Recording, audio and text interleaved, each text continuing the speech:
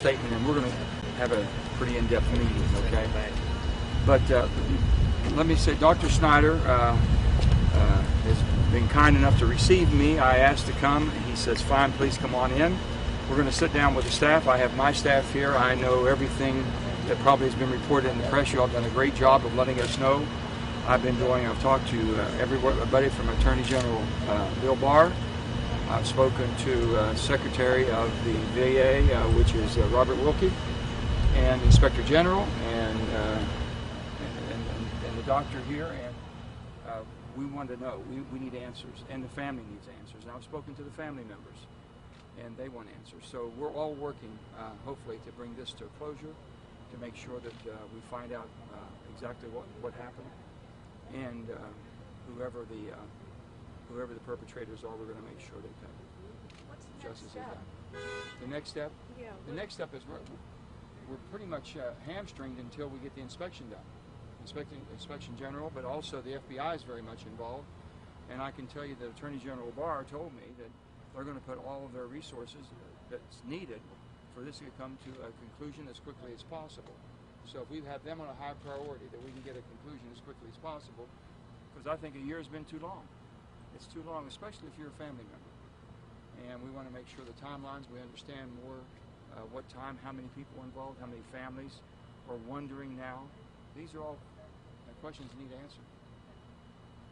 For veterans, how do you make sure they feel safe when they Well, that's the thing we're doing. We're doing everything we can. Me being here now, the doctor opening up and allowing me to come in and sit down with them and go into detail the questions I have, the questions been asked to me by families, the questions been asked to me by my staff who's been going into this in depth.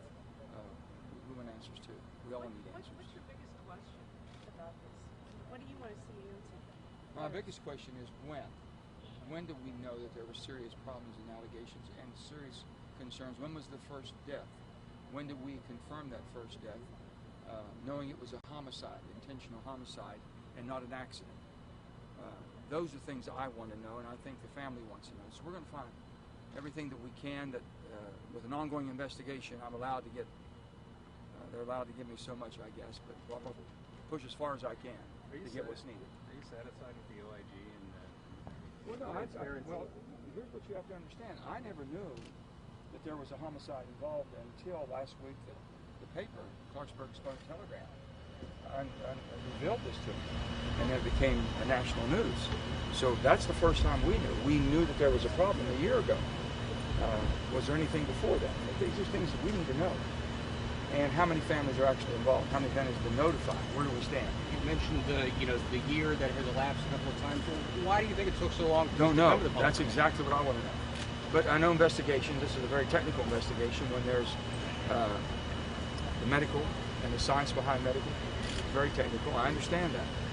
But a year is a long time if you're a family member, knowing or not knowing or suspecting that something could have happened to your loved one, that you thought something different happened, natural causes, and now all of a sudden it wasn't. It's premeditated. We need to know that. Well, and Mr. Snyder, I know we have identified a quote-unquote person of interest. Is there any idea, even a rough timeline, when this person of interest was employed here? Since your question involves information that's part of an active, ongoing criminal investigation by the independent IG, I would refer you to them. I understand your questions, and I understand and appreciate your interest.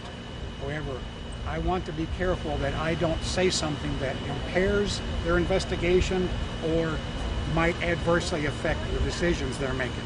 I understand. This is what I will say. I'm not held to the same restrictions that Dr. Snyder is. Whatever I find out and I can reveal that does not impede, I will gladly share with you all. Okay?